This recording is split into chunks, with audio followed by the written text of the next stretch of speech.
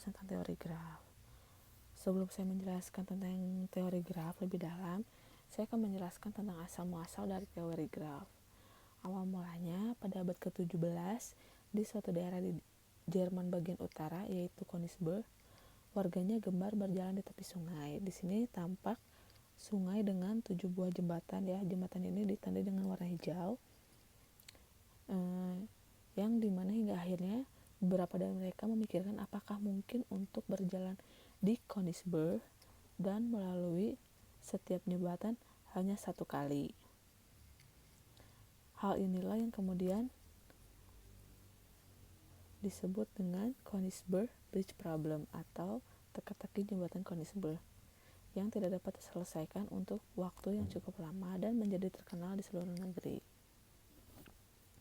Teka-teki tersebut menarik perhatian seorang matematikawan bernama Euler, yang kemudian ia meneliti bahwa kasus tersebut dapat direpresentasikan dalam sebuah diagram. Euler, ini merupakan diagram yang dibuat oleh Euler. Euler merupakan seorang matematikawan yang mencoba mempelajari teka-teki tersebut dari sudut pandang matematis ya.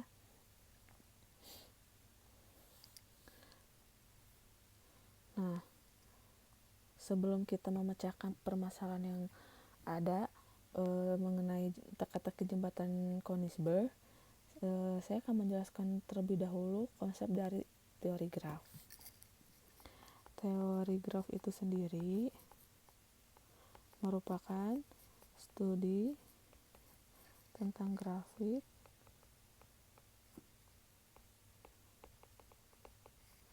yang digunakan untuk memodelkan hubungan antar objek. Pengaplikasiannya juga sangat banyak di kehidupan sehari-hari. Nah, ada beberapa ada beberapa hal yang penting pada suatu graf, yaitu ada yang disebut dengan vertex atau node ya, atau biasa disebut dengan simpul. Kemudian ada yang disebut dengan edge ya, atau sisi gitu. Kemudian pada graf juga dia memiliki derajatnya. Derajat tersebut bisa kita tentukan dengan melihat dari simpulnya. Maksudnya seperti apa? Kita pada satu simpul, misalnya simpul 0, kita hitung berapa sisi yang menempel pada simpul 0. Pertama di sini ada simpul 1 dan simpul 2. Berarti kita sebut dengan derajat 2. Selanjutnya di sini misalnya contoh untuk simpul 1 disebutnya 1, 2, 3. Di sini berarti disebut dengan derajat 3. Derajat 2, derajat 3 ini bisa kita representasikan menjadi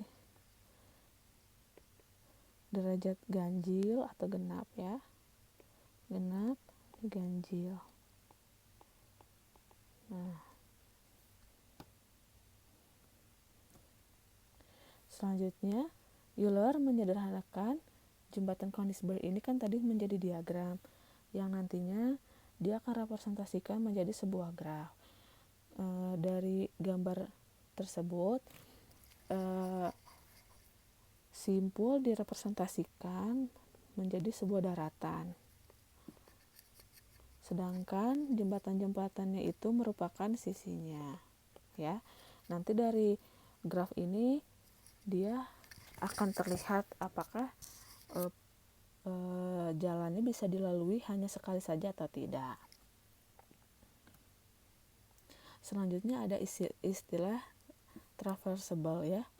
Jadi suatu jaringan ya, kita bisa sebut ini merupakan suatu jaringan. Dikatakan traversable apabila kita dapat menggambarkannya tanpa melewati sisi yang sama lebih dari satu kali. Jadi disebut traversable itu menggambarkannya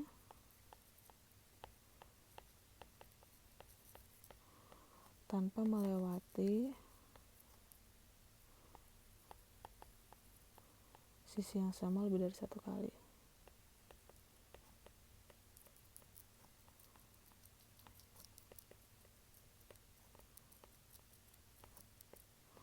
Nah, untuk jika dia melewati lebih dari satu kali disebut not reversible ya. Nah, ini merupakan salah satu konsep penting dari lintasan Euler. Jadi dikatakan reversible nanti ada istilah lintasan Euler ya. Kalau dia reversible, dia lintasan Euler ini dia pasti reversible gitu. Nah, selanjutnya si lintasan Euler juga ya. Jadi suatu graf memiliki lintasan Euler apabila graf tersebut memiliki simpul dengan derajat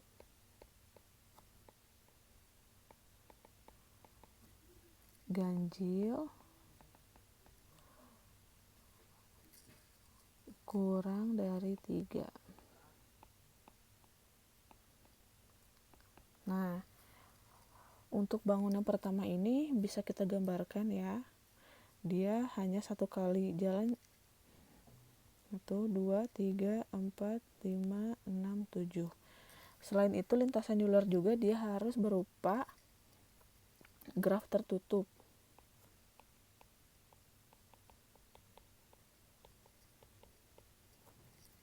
Selanjutnya untuk yang not reversible, contohnya ini bangunan kedua 1, 2, 4. Nah, untuk garis yang ini dia tidak bisa ya, jadi mungkin harus balik lagi ke garis yang sebelah sini baru bisa melewati garis yang saya gambarkan. Nah, tapi permasalahannya bagaimana kita mengetahui dengan mudah apakah suatu bentuk itu reversible atau tidak. Dengan teori yang dibuat oleh Euler, maka kita dapat memecahkan permasalahan tersebut. Untuk bangun A contohnya, di sini pertama kali kita adalah menentukan simpul-simpul yang ada pada gambarnya. Selanjutnya kita menentukan derajat masing-masing dari simpul. Misalnya pada simpul A dia memiliki 1, 2, 3, 4. Derajat 4. Yang kedua yaitu yang B 1, 2, 3, 4, 5. Yang ketiga 1, 2, 3, 4. Yang D 1, 2, 3. Dan yang terakhir E ada 4. Maka di sini ada 2 buah yang berderajat ganjil. Masih bisa dikatakan dia merupakan reversible ya, karena masih kurang dari 3. Reversible seperti itu. Dan yang lain juga bisa kalian cari juga. Jadi untuk pertemuan kali ini tugasnya adalah menentukan apakah bangun-bangun B, C, D, dan E, kemudian permasalahan teka-teki dari jembatan Konigsberg ini dia merupakan lintasan Euler atau tidak, atau traversable ya, dengan contoh yang sudah saya berikan. Mungkin cukup sekian penjelasan tentang teori graf. Yang apabila ada pertanyaan boleh langsung nanti disampaikan di Google Classroom. Terima kasih atas perhatiannya. Assalamualaikum warahmatullahi wabarakatuh.